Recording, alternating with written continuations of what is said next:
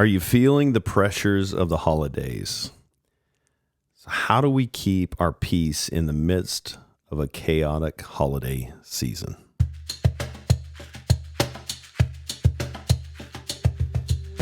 Welcome to Hope and Recovery, a Fellowship Celebrate Recovery podcast. This is a podcast that's just here to share hope and healing for our mental, spiritual, emotional, and even our relational journey through life change stories and recovery topics. Celebrate Recovery is a Christ-centered recovery ministry that helps us to face our hurts, hangups, and habits through the power of Jesus Christ so that we can find healing and freedom in our life. I'm a grateful believer in Jesus Christ. I struggle with drugs and alcohol and perfectionism. My name is Rodney. I'm the ministry leader of Fellowship Celebrate Recovery here in Rogers. And thanks for joining us today. Excited to jump into this topic today that really is a challenge for all of us if we're being honest. And I think part of it is just some of the outside forces that are trying to speak some lies to us. And so I got some friends with me today to talk about these expectations around the holiday season. How do we keep our peace in the midst of the holidays? And so I've got Jill, who's one of our encourager coaches here at Fellowship Celebrate Recovery, and David, worship leader at Fellowship Fayetteville. And guys, thanks for being with me today. And why don't you introduce yourself and we'll jump into a conversation. Hey, family, I am a grateful believer in Jesus Christ, and I celebrate recovery over loss of faith and sexual addiction. I continue to struggle with unrealistic expectations and codependency. My name is Jill. Hey, Jill. Hey, Jill. I am a grateful believer in Jesus Christ. Struggle with anger, codependency, and depression, and my name is David. Hey, David. Hey, David. So this is a pretty common topic that we talk about usually every year. We're just kind of talking about how these outside things, the central meaning of Christmas is obviously on the birth of Christ, and how we tend to make it so many different things, and it really kind of roots in, I think, expectations. What do you think about that, David? Yeah, definitely. I immediately start thinking about how our culture has just kind of almost created a monster. And it's been going on for years. I mean, just even thinking back many moons ago as a child, getting the Sears catalog in the mail, and thinking about all the presents I wanted and going through and marking the pages, So there was already this expectation put on my parents, like, oh, God, he's going to want a bunch of stuff. Can we afford those things? How do we tell him we can't afford those things this year? And that's like back in the 60s. And so even more so now in such a materialistic society, just from that standpoint alone, I think parents carry the stress. How do I do for my kids? And then those other dynamics that I'm sure we'll talk about of just what are my family's expectations of me during this time. Yeah, Jill, what does that look like in your life? I mean, some of those things through the years that just became, I'm going to take this on as an expectation that's added some chaos and stress to your life. What's that look like in your life? Yeah, I think that just due to my background, I was always trying to make up for opportunities that maybe I'd missed the year before. And so I just continued to build it bigger and bigger and bigger every year as best as I could, thinking that my family expected that, thinking my children expected that, when really it was just an expectation I put on myself that created a lot more stress for me. Yeah. So what's that look like practically for you guys? And we talk about the financial side. I've got to buy all these extravagant gifts and I don't have it in my budget. If I don't buy those things, what does that say about me? And maybe there's a core belief there. It'd be interesting to poke at. But even some of the gathering stuff and the way things are supposed to look, the way we're supposed to decorate and all. What's that look like for you, Jill? Yeah. Decorating and hosting for me is a big part of my heart, and I love it so much. And I always think, bigger is always better. But then I can lose sight of the connection for people. All we're talking about is the beautiful place setting, or all we're talking about is the whatever we baked for dessert. We're not really we're not really connecting with one another. And it can get real quick. It can get into a place of like pride and praise, and I lose sight of what's going on and the bigger picture of why we're even celebrating this holiday season. And because, you get the praise one year, it's like, oh, I have to outdo myself the next year. I have to, there has to be better to impress today than there was yesterday, kind of thing. And it just adds to a lot of pressure and a lot of stress of, an expectation that I put on myself that really no one else is putting on me. Mm-hmm. Yeah. What about you, Dave? Yeah, I think back to my mom. My mom definitely had the gift of hospitality, and she loved to cook. She loved to entertain family. But I kind of think about the whole Mary and Martha scenario. Yeah. One sitting at the feet of Jesus, and the other one's in the kitchen going, "Why don't you come in here and help me?" You know? And so I think trying to figure out the balance between, I love hospitality and preparing and helping others celebrate together, to celebrate family, but how am I creating time to really kind of sit at the feet of my family too? Because I think about my mom, and I think she enjoyed, the banter in the kitchen with some of my aunts and that kind of thing. But I don't know if I ever remembered her just coming in and sitting on the couch with the rest of us. There was always just kind of this thing of like, I need to stay busy. I need to serve everybody. I need to make sure everybody's got a drink in their hand, and had a great plate of food, which she always did. But I'm like, man, I wish she would have just sat down with us, Miss out on that. Yeah. Just her presence. Yeah. I mean, and maybe someone listening, they just have that gift of hospitality. I think you have that, Jill. At least that's what I've seen. But just that feeling of, is this bad to have this desire to be hospitable? And we're not saying that that's a bad part of you. It's just being realistic in what that looks like. Right. And I feel like, hospitality is truly a gift. Hosting others, serving others, loving on others in our own special way is truly a gift. And I think it's keeping that gift in perspective, using it for God's glory, not for the glory, not to glorify myself, not to inflate my pride, not to boast, not to work myself to death trying to get an outcome that I don't really even, I don't know, an outcome that is probably greater than what anyone else is expecting it to be. Yeah. I think that expecting to be, what do I expect it to be? And what am I transferring that onto other people? What are their expectations? And there's a little bit of people pleasing in that, right? Correct. Yes. A little bit of perfectionism. So anything good we can have too much of a good thing sometimes. Right. Mm-hmm. Yeah. And that does kind of bleed over into perfectionism a little bit, doesn't it, Dave? Yeah, it does. It does. Yeah, I think, as I think back kind of through our family journeys, both my dad's side and my mom's side, I remember a time, I think on both sides of the family, where we decided, okay, we're no longer going to feel like everybody needs to get everybody else a gift, because that was crazy, and especially when we honestly have what we all have what we need. So now we're going out and buying these random things, just so that we know that we've gotten a gift. Meet the quota. Meet the quota, but even that was a tense thing to bring up. Hey, y'all, why don't we just, if we're going to do something, we'll just draw numbers. You buy one gift for the one person in the family that you drew their number for. Right. Let's simplify this. Let's lower the expectations, take the stress off. It's going to help everybody monetarily, but also just mentally and emotionally. I'm not thinking about, am I going to do this good enough? Am I going to disappoint somebody, or am I going to make somebody really happy?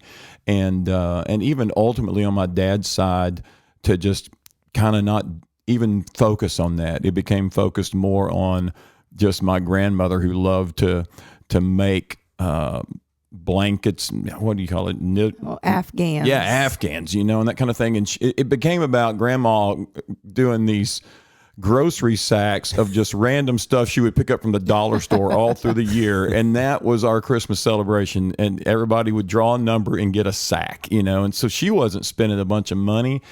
But it was cool. We got to celebrate her. We had laughs, but it was simple, but it was family. And that became, the gifts were not the focus. It was, let's be together. Yeah. Let's talk about what's been going on in our lives in the past year. We'd take some time to do that. We would just take an hour and a half, just go around the circle, and each brother or sister would say what's going on, and it really took the pressure off significantly for us, for that expectation of doing everything right. I think it is pretty incredible how we do have it so centered around the gift giving. Yeah. And when I say gift, it's more consumer related gift giving. And it's easy to lose sight. So easy to lose sight of the connection piece. Yeah. Yeah, I think, and I'm just sitting here thinking, even one of those expectations of how we can look at for lack of a better image, the Hallmark Channel image, right, of Christmas, and just the perfect family. Everything is beautiful. Everyone is happy. And just thinking about, maybe we could lean into that. What if somebody's listening and the expectation of, oh, I don't have that, right? I don't have a family of origin to go to but I'm seeing this image on commercials. I'm seeing it out there on Hallmark Channel or whatever. And I don't have that. And how that expectation of, if I don't have that, then I must not have anything. Right. Yeah. I think we can also forget that what health looks like for us. Yeah. Excuse me. And I think setting boundaries when it isn't healthy. Mm-hmm. Yeah, is really important. It's not always healthy to run home to our families, but there seems to be an expectation, especially here where we live in the South area, where, oh no, family has to get together. You have to show up. Everyone has to be there. And it may not be safe. It may not be right? safe. If you're in an abusive, emotionally, physically, verbal, abusive relationship. Right. Or even in the middle of working a hard situation in the recovery journey, and you haven't made it to the other side of that situation yet, then giving ourselves permission to set the boundary. And if it means not going, I think that's okay. Yeah. It's hard, but and if I'm not meeting with a huge family, 20, 30 people, and big turkey on the table, and how do I find peace in that, even if I don't have that, right? Just that expectation of that can make me feel kind of down if I'm looking at that and I look at my life and go, oh, I don't have that, so I must not be good enough, right? Yeah. And that kind of makes you feel just, I don't like that feeling. What do we say to that person that may be looking at those images and they've put on those expectations of themselves and what the normal, quote unquote, whatever that is, the normal family's supposed to look like and a normal holiday gathering is supposed to look like? That's a tough one, because when you are surrounded, especially through media, television, whatever you're watching, and those messages are constantly coming your way, it's pretty easy to believe somehow that's supposed to be happening for me, or I'm less than. And so my encouragement would be to maybe even just try to imagine, well, what could be a healthy piece for me when I hit Christmas? If I don't have that family to go to, can I, in essence, kind of find a family elsewhere? Can I serve somewhere where no, I don't have a close family, but I can go and find a group of people who are maybe feeding people on Christmas Day, providing meals, getting together with people at a nursing home or an assisted living, and know that it won't be easy. There'll probably still be in the back of your head, but everybody else is together. But the reality is not everybody else is. And maybe I can find a place to give, and I'll find a family that I didn't expect by just some simple going and serving. That's hard to do. It'll take initiating myself, maybe kind of kicking myself in the pants a little bit and go and do this. Yeah. It'll be challenging, but it could provide something that you didn't expect that ends up being an incredible blessing. Well, and I think too, to that point, David, planning ahead. Like we know what our family dynamics are ahead of time. It doesn't just happen overnight most of the time. And so being able to plan ahead and get in gear a little bit early so that we have what we're going to do in mind. And we can even set that expectation with our family. So if we're not showing up, we can say, hey, I've committed to this. I want to serve in this way. Yeah. Yeah. I love that proactive plan. What could I do? And David, I love that going to, we have the Samaritan House, working in the food pantry or working in the soup kitchen, whatever, finding a way to give back. And it's such a consumer mentality in our society. I mean, all those ads we see of the perfect family, they're marketing to a certain clientele, right? Because they want to make money. Just know that doesn't mean that that's the only thing that's out there. That's just what they're choosing to market to. Yeah. That you're a part of this too. It reminds me of Christmas Vacation, the movie, and Chevy Chase always trying to keep the smile on and acting like everything's great, but he's about to blow up, and everybody else in the room who still has their mind, is the same way. It's like, we're just all pretending like this is great, but this is horrible, you know? And so just calling it like it is and having those realistic expectations, I think are huge. One of the things I was looking on Focus on the Family, just looking for tips for the holidays. And one of the things they talked about was kind of creating a list of personal expectations and looking through the lens of what's realistic and what's not. And one of the things they talked about is just think through and talk with those closest to you who may be involved. What's the worst case scenario that could happen? And let's process that. Let's process that before we get there. Yeah. And if we know things could be kind of crazy, we're gonna have an action plan so that we know how to not get drawn into the drama. And if the worst case scenario happens, then we have a good plan of health that maybe that means we leave. Lovingly leave, or what's my exit strategy? Yeah, exactly. And giving ourselves permission for that. Yeah. Well, good stuff. We'll continue. I love that, just kind of thinking practical tips on what that can look like. And so talking with David and Jill here, and we'll continue the conversation on some of those unrealistic expectations during the holidays and what some good tips to help us to struggle well through the holiday seasons and maybe even find some joy in that. So we'll be right back and we'll continue the conversation.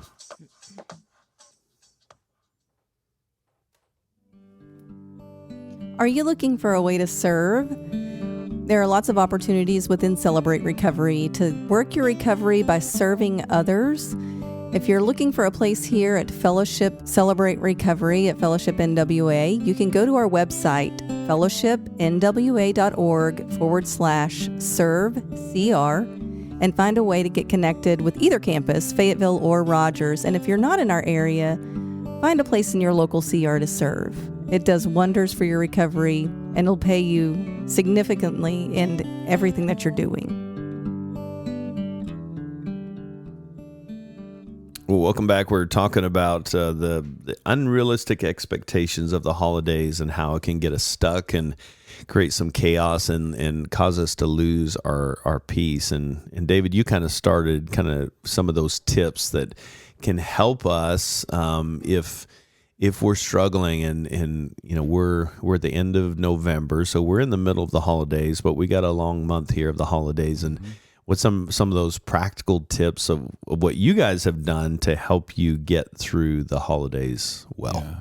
Well, I think for my wife Karen and I, we look at our calendar together often and just kind of think through our rhythms. How much travel can we really emotionally handle in the context of other expectations and other responsibilities that we just have in life, and so what's reasonable, what's not, and we've gotten more comfortable with saying a healthy no, and that doesn't mean to our family that we don't love you. It just means that you're human. Yeah, we're human. We have to love ourselves well so that we're good to go post-Christmas, because the bottom line is life continues, and we all know that. But I think there's kind of that thing of just, it's always kind of been a little quirky to me. Like all of our family gets together at this time, and then we don't see each other, and maybe don't even talk to each other for another year or beyond.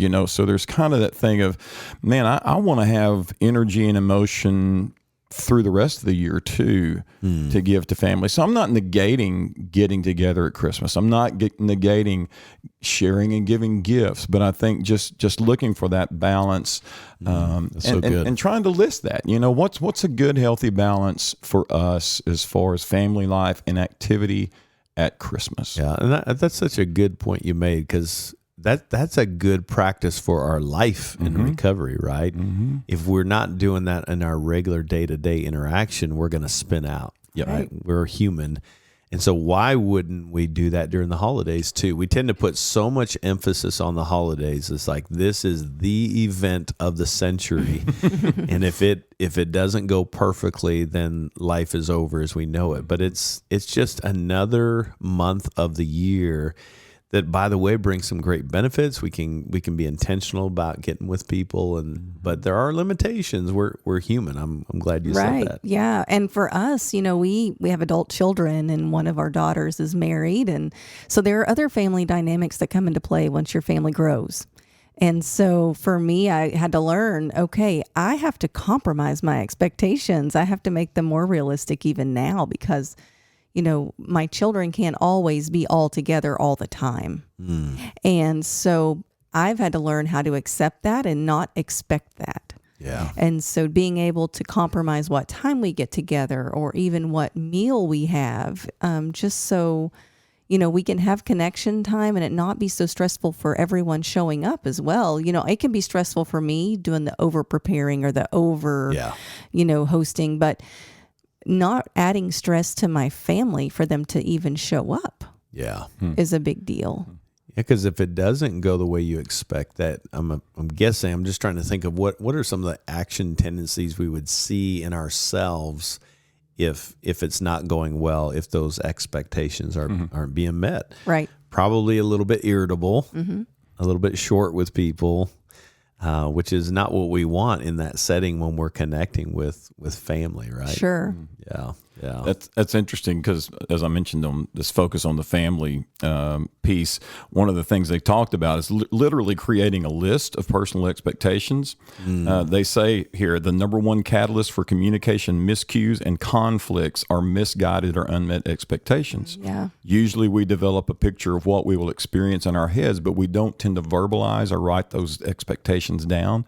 And when the experience doesn't play out as we imagined or thought it should, we become irritable, like you said, Rodney, and disappointed.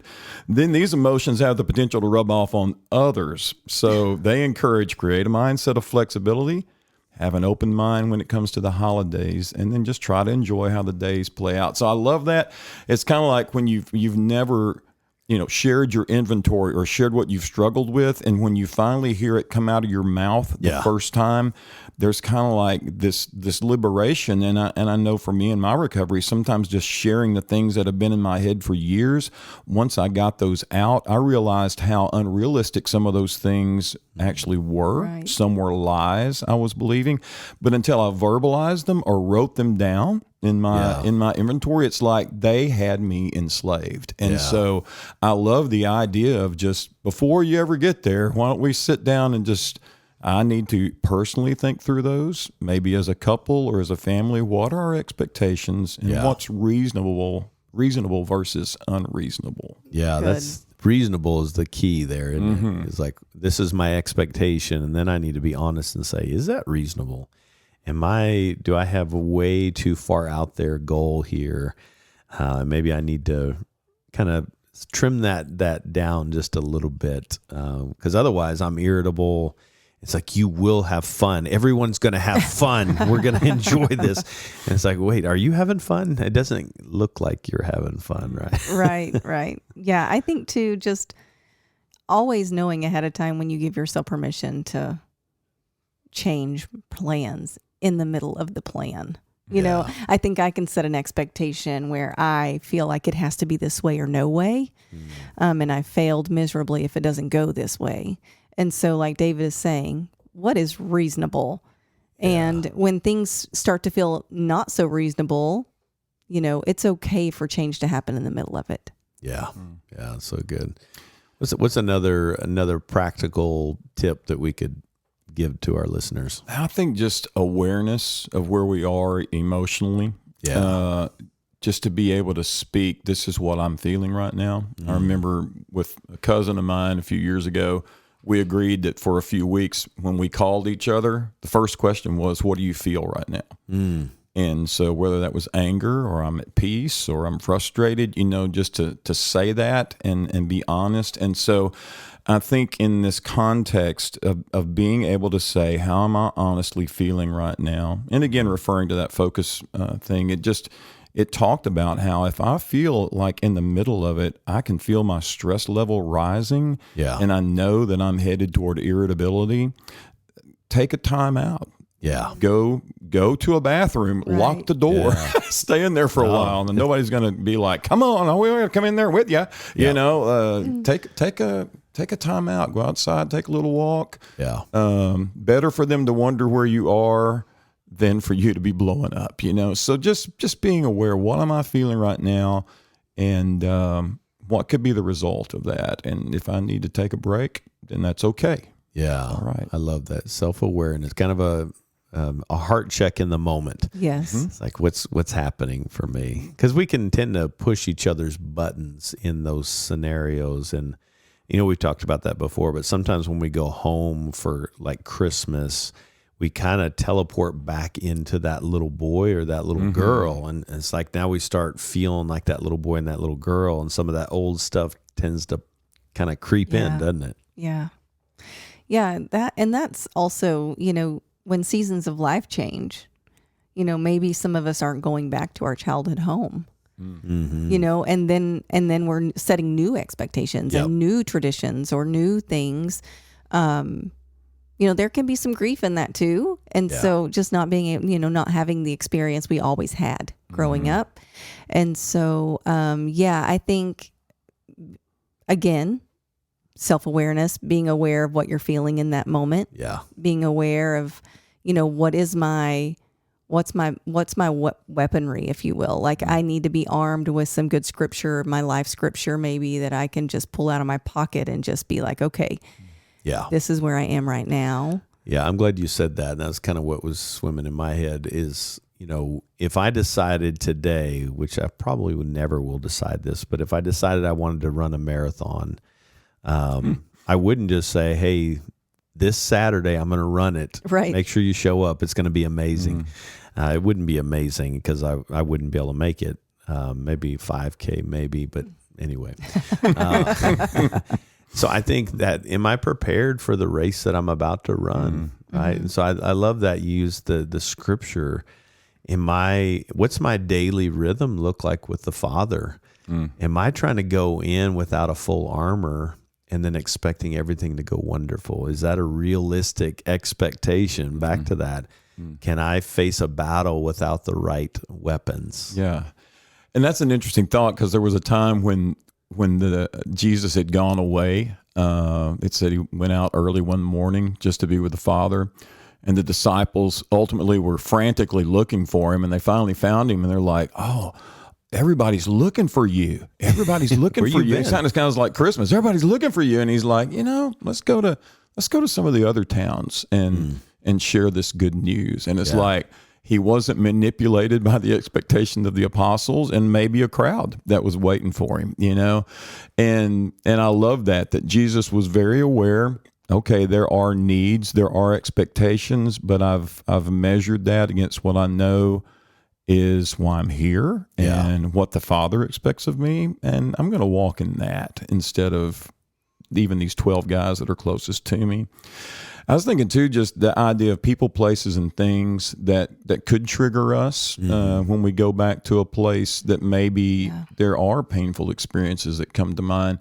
And it makes me think in our recovery how important it is, I would say, lean into your sponsor or a trusted accountability partner before. Yeah. I would say sit down and just talk through people, places, and things and put it out on the table. Hey, this is what I am excited about, but here are the things that I am concerned about. Yep. And just flesh those out with a trusted brother or sister, and make sure you're thinking through those things realistically. And they can even help you put an action plan together. Nothing like talking to someone else, especially if you know their story is similar to yours. Yeah. Hey, get with them and figure out an action plan. Don't feel like you got to go into this thing alone. Right. That's really good, because I feel like for so many of us, we run to our sponsor and our accountability partner after the fact. Like, let's clean it up now. Clean up Help the mess. me. Yeah. Right. So yeah, being proactive and doing it on the front end, that's really wise. Yeah, and we were just talking, meeting with some sponsees and grand sponsees this morning, and we were talking about that it's important that we say, I'm going in, I need your prayer covering, and then we are the ones that follow back up and say, this is how it went, instead of waiting on them to check on us. Right. Us own that accountability and say, I invited you guys to hold me accountable. Now I'm going to let you know from your prayer cover, this is how it went. And then there's an ownership, a responsibility in that, so that we make sure that we're covered. Right. Yeah, that's good.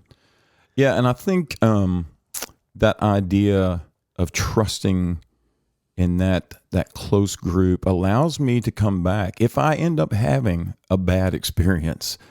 And it just depends on your family. But if you've got a family that man, it's dysfunctional every time we get together. Yeah. The enemy can really play with our heads and begin to attack our identity in that context. So being able to go back to a healthy group of accountability partners, accountability sisters and brothers, and just sit in it and go, it didn't go good. Yeah, let's talk about it. It didn't go great. Here's what happened. But to know, you know what? These guys or these gals, man, they love me. They know me. Yeah. And so in spite of what happened, I'm going to come back to the reality of this. This is where I live pretty much 12 months out of the year. 2 hours or 3 hours of dysfunction shouldn't throw me, way backward in my recovery in my life. I can come back and get re-anchored and redirected in the context of that group of people. That makes me think about not having unrealistic expectations of others too. Don't because project onto them. oftentimes our families are dysfunctional and we can be part of that dysfunction, but don't expect them to behave differently this year than they did last year necessarily.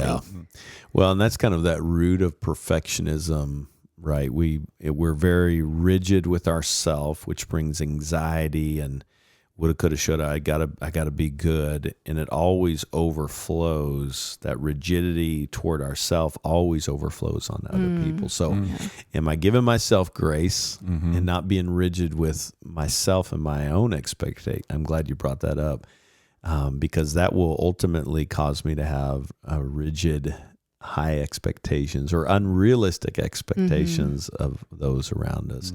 Well, one final thought from you guys. Somebody's listening and they're in the middle of the holiday season and they're already struggling. What would be a word of encouragement, just maybe a step that they could take just to get them back on that right path in their recovery journey? I think really being honest with themselves, just sit down with yourself and maybe with a sponsor, accountability partner, someone that you trust, sit down with yourself and see where you are. Think about the people and the places you're going to be in, what's going to be triggering to you. Get the proactive plan, like David said. Just kind of think through it. Make sure that you feel like you at least are aware and nothing is going to most things are not going to throw you off guard. There can always be a surprise, but for the most part, you're going to be aware of what's going on. Yeah. Just be prepared. Yeah. I'd say stay connected. Stay connected with those you trust. Be open and honest. And I also think maybe reframe Christmas for you. For me, I don't get angry, but it's like Christmas music for me is like, man, they started playing it, way before Thanksgiving this Halloween. year. And it's like, I just don't live in Christmas music. So almost reframing, like, don't feel like you've got to listen. to that. If that doesn't feed your soul and your heart, I mean, you need what keeps you connected with the Father. So good. Focusing and worshiping on Him. If Christmas music does that for you, then do that. But if not, hey, you reframe it. This is what Christmas looks like for me. It's healthy for me, and I love it. How do you recreate what that picture looks like? That's good. I love that. Be authentic with who you are. Yeah. Right. And if that doesn't fill your soul, then find something that does. Yes. And well, great conversation. Hopefully that's been helpful for you. We just want you to know that if you're listening and you maybe don't have any family, we're talking about going and the struggles of family. There may be somebody listening that you don't have any blood family. I just want you to know, and we mean this from the bottom of our heart, we are your family. We want to be your forever family. We say forever because you're stuck with us for eternity as believers in Jesus Christ. But come check us out on a Friday night and be a part of this. Maybe right now is the next 30 days. We're going into December. We've got 30 days. Will you look back on this and having set goals that you're moving toward a different new way of life? Or will you look back on the last 30 days and say, I regret not doing anything? Maybe the start of this 90-day or even 30-day goal is I'm going to take a step and I'm going to join my forever family at Celebrate Recovery. And we would always love to have you be a part of that. But Jill, David, thanks for a great conversation. Yeah, thanks. Yeah. It's good for me. Great. Yeah, me too. Well, we're glad that you joined us today, and as always, we just want you to know that you too can experience healing and freedom from your hurts, hangups, and habits. And if you're wanting to jump into this journey we call recovery, to celebrate your recovery, doesn't mean we act like everything is okay. We just acknowledge the pain and we celebrate the victories one moment at a time. And we would love to join you in that journey. If you're looking for a group, maybe somebody shared this, you want to know how to get plugged in, just go to fellowshipcr.org and join us on this journey. We would be honored to be with you in this beautiful space we call recovery. Hey, thanks for listening and sharing this, giving us a high rating so we can reach more people. And until then, we'll be looking forward to having a conversation with you next time. God bless you.